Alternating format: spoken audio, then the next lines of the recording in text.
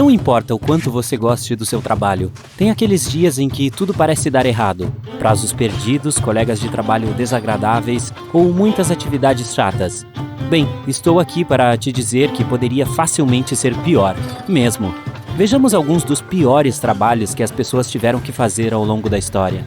Durante os tempos do rei Henrique VII, havia algumas pessoas cujo trabalho era acompanhar o monarca ao banheiro. Elas também tinham que, você sabe, dar uma olhada no que aconteceu e se certificar de que o traseiro da majestade estava limpo após, o ocorrido. No entanto, isso não era nenhum tipo de punição. Na verdade, as pessoas competiam para conseguir esse emprego. Por quê? Porque significava que tinham acesso ao monarca em seu estado mais vulnerável. O que significava que poderiam discutir todos os tipos de assuntos e até mesmo influenciar certas decisões. E por falar em trabalhos chatos, ser nomenclador antigamente era provavelmente o mais tedioso de todos. Não era perigoso de forma alguma, mas era muito, muito chato. O que essas pessoas faziam na Europa antiga era basicamente o equivalente humano de uma lista telefônica. Eles seguiam seus chefes em diferentes ocasiões e tinham que lembrar de tudo o que eles faziam, quem encontravam e sobre o que conversavam. Igualmente chato era o trabalho de um abanador. Você provavelmente poderia dizer que essas pessoas eram apenas leques humanos. Na época em que os ventiladores ou o ar-condicionado ainda não haviam sido inventados, abanadores passavam o dia inteiro em um só lugar, agitando o abanador. Se você assistir a vídeos de tutoriais de DIY atuais, certamente pensará: nossa, fazer sabão é tão fácil e relaxante. Quero dizer, é limpo, certo? E cheira tão bem. Bem, nem sempre foi assim. No passado, ser fabricante de sabão era praticamente o mesmo que trabalhar como químico industrial. O sabão naquela época era feito com ingredientes como soda cáustica, cinzas e gorduras animais processadas. Tudo isso era misturado até que todos os ingredientes ficassem sólidos. Como você pode imaginar, esse sabão certamente não cheirava a lavanda ou camomila. Sem falar que esses produtos químicos agressivos podiam ter efeitos negativos em quem fazia o sabão. Se você já se perguntou de onde vem o termo catador de piolho, esse já foi um trabalho de verdade. As perucas eram verdadeiramente populares em uma época da história, mas o problema com piolhos também era bastante comum. O que esses catadores faziam? Acho que você já sabe, usavam óleo de lavanda e pentes para livrar as perucas dessas criaturas irritantes. Eu não sou muito fã de esteira, mas na Inglaterra vitoriana havia pessoas que literalmente precisavam usar esse equipamento o dia todo. Elas eram chamadas de treadmillers, ou andadores de esteiras. Elas subiam nas esteiras e usavam a força das pernas para moer milho por horas a fio. Catadores de estopa também tinham um dos trabalhos mais chatos e tediosos que já existiram. Eles tinham que desenrolar cordas inteiras em busca de um tipo específico de fibra. A estopa era uma fibra que estava em alta demanda no mar por causa da maneira como protegia a madeira da água. O principal problema era que você só conseguia obtê-la de duas fontes, da própria planta ou de cordas antigas que continham essa fibra específica.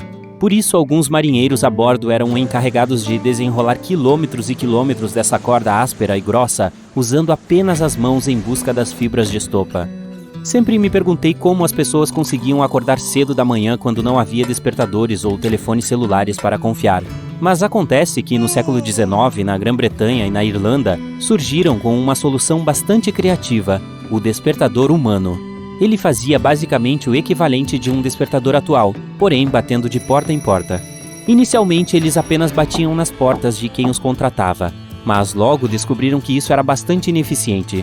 Pior ainda, muitas vezes acabavam despertando vizinhos que não queriam acordar, e esses ficavam sempre reclamando do barulho. Então, qual foi a solução? Uma vara longa com uma saliência na ponta. Como a maioria dos trabalhadores morava no primeiro andar, os despertadores humanos simplesmente perambulavam pelas ruas e usavam as varas para bater nas janelas necessárias. Mas aí vem outra pergunta: quem acordava o humano despertador? Acontece que, para conseguir essa posição, era preciso ser um tipo específico de pessoa que pudesse dormir durante o dia e não tivesse nenhum problema em se tornar um corujão. De qualquer forma, logo depois que os relógios despertadores se tornaram cada vez mais populares, a maioria dos despertadores humanos perdeu o emprego. A seguinte profissão ainda existe hoje, mas isso não a torna menos perigosa: o infame ordenhador de cobras. O título do trabalho é bastante autoexplicativo, mas ainda assim, o ordenhador de cobras é a pessoa que extrai o veneno de cobra. Você pode estar se perguntando por que precisaríamos fazer isso, mas acontece que esta substância é muito importante para quem trabalha na área médica. Sempre que alguém é picado por uma cobra venenosa, precisa receber o tratamento adequado o mais rápido possível. E é impossível fazer isso se o veneno da cobra não for estudado com antecedência. A substância colhida das cobras é então liofilizada e usada por laboratórios especiais e universidades para a pesquisa e produção de soro antiofídico. Aqueles que viviam na Roma antiga tinham alguns dos empregos mais bizarros que você já ouviu falar. Vamos começar com o Salute Geruli. Era a versão humana da mensagem direta das redes sociais, ou dos cartões de Natal, ou de ambos. Essas pessoas passavam seus dias de trabalho entregando mensagens de elogios de seus chefes para os amigos ou conhecidos deles. Havia também o Ornatrix, que era basicamente o equivalente a um cabeleireiro hoje. O problema era que, naquela época, os cabeleireiros tinham que realizar tratamentos capilares com ingredientes como sanguessugas ou até excrementos de pombos. Para completar a lista de trabalhos romanos peculiares, havia também o polidor. Os antigos romanos eram extremamente interessados em sua imagem corporal, por isso exigiam os serviços de um polidor que pegava pedra-pomes ou qualquer outro tipo de material abrasivo e deixava o corpo do cliente bonito e esfoliado. Os bobos da corte também não eram as pessoas mais sortudas. Eles eram meio que comediantes de plantão para pessoas de alto escalão. Eram mais populares durante o período medieval. No entanto, o trabalho deles não era apenas contar piadas. Dependendo de seus talentos, eles também tinham que inventar algumas brincadeiras espirituosas, representar peças de teatro, recitar poesia e contar histórias, cantar músicas ou até mesmo fazer acrobacias. E ainda assim, naquela época, as pessoas pensavam que a posição de um bobo da corte era algo para se admirar, pois significava que a pessoa passava muito tempo com as pessoas do poder. Mas era assim mesmo? Na verdade, não. Os bobos da corte precisavam passar muito tempo melhorando e expandindo suas habilidades para manter o emprego. Caso contrário, podiam se cansar deles. Sem contar que, na maioria das vezes, tinham que atuar sob comando, sem nenhuma preparação prévia. Os verdadeiros especialistas em espontaneidade e improvisação. Na Grécia Antiga havia pessoas chamadas ginasiarcas. Em primeiro lugar, para se qualificar para esse trabalho, essas pessoas precisavam ser do sexo masculino e ter de 30 a 60 anos. Eles também tinham que ter muito dinheiro no cofrinho.